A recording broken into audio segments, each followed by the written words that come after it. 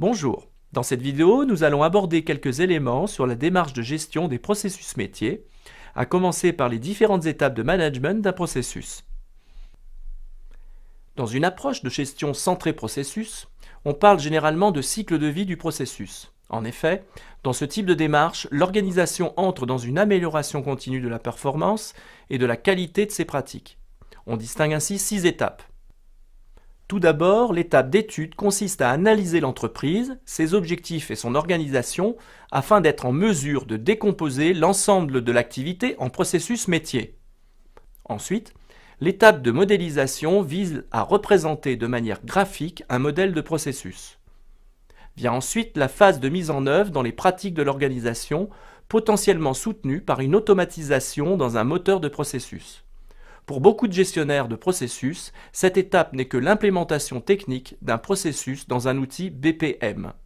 Il ne faut pas oublier que c'est également, au niveau métier, un changement organisationnel qu'il faut manager pour garantir sa bonne acceptation et appropriation. Le responsable du processus peut alors piloter le processus et évaluer ou auditer la performance de celui-ci. En fonction, il peut décider de l'optimiser pour améliorer son efficacité, sa flexibilité ou encore son niveau de contrôle.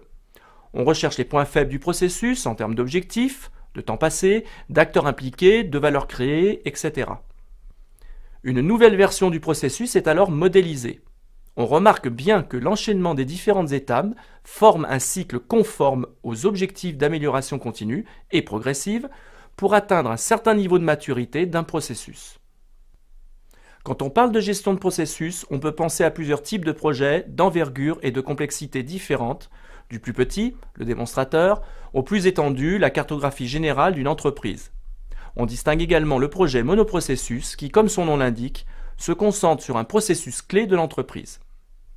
Nous allons comparer ces types de projets par rapport aux critères de gains, de coûts et de risques. Les gains singuliers sont les gains attendus par le projet.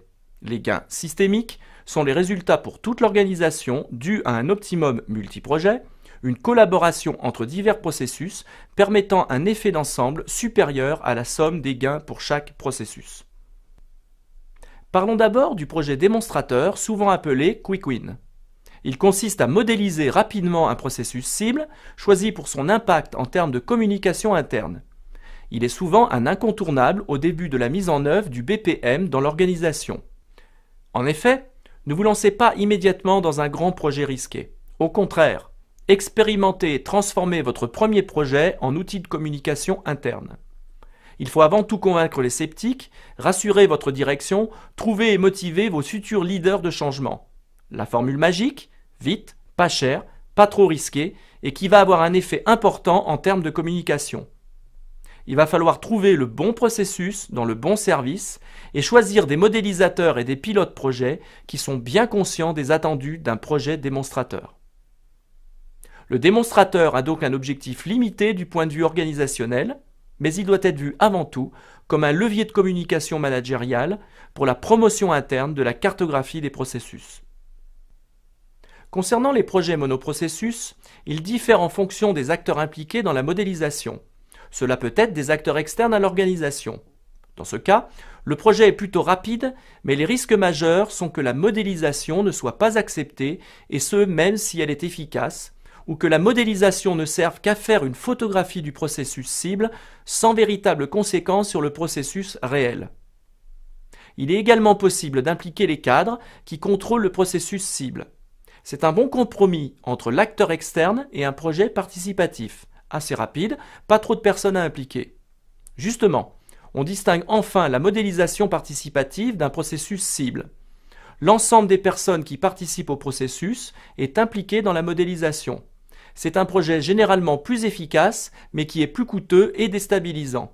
Globalement, la démarche externalisée risque de n'être qu'un effet de communication momentanée sans réel retour sur investissement.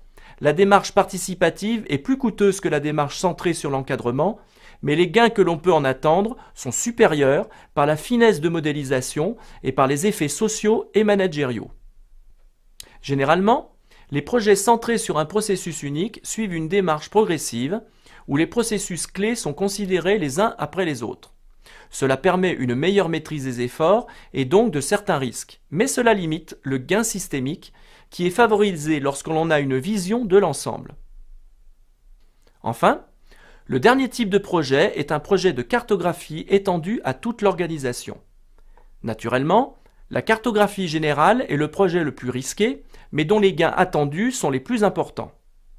Le retour sur investissement d'un tel projet n'est raisonnable que si on arrive à provoquer un effet systémique dans l'entreprise. En effet, quand on commence un, puis deux, puis trois projets de cartographie, chacun apporte des gains locaux qui doivent couvrir chacun des investissements. On risque de ne pas trouver des résultats à la hauteur des engagements. Mais si on arrive à améliorer la collaboration entre les différents processus cibles, on a alors un effet d'ensemble appelé effet systémique qui va fortement améliorer l'efficacité globale du projet généralisé de cartographie. C'est ce principal objectif que doivent viser les cartographes. En fonction du niveau de maturité de l'organisation face au processus, certains types de projets seront plus adaptés que d'autres. Dans tous les cas, un projet BPM et de cartographie reste un très beau projet. Alors, lancez-vous dans la transversalité et transformez votre organisation verticale en organisation matricielle, pour une culture du changement permanent et maîtrisée.